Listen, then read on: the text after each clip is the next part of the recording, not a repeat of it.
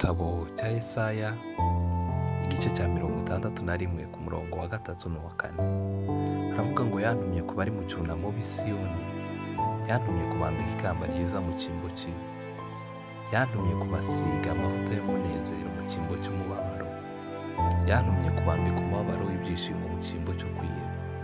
Bityo bazaba nk'ibiti by'ubutungane byatewe n'Uhoraho, bazaba nk'ibiti byerekana ikuzo rye, bazubaka bundi bushya mu matongo ya kera, kandi bazasana imigi yashimwe kuva kera.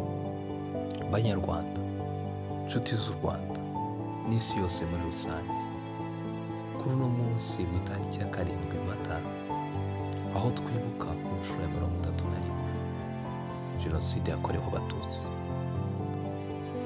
turabahumurije, mukomere, Imana iri kumwe nawe.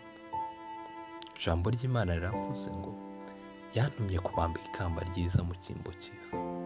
Nimwambare ikamba ryiza mu cyimbo cy'ivu.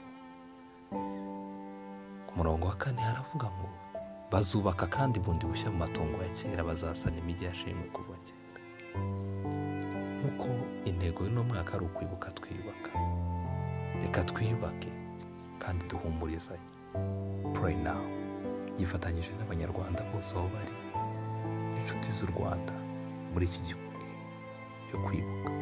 Mukomere, twibuke twiyubaka.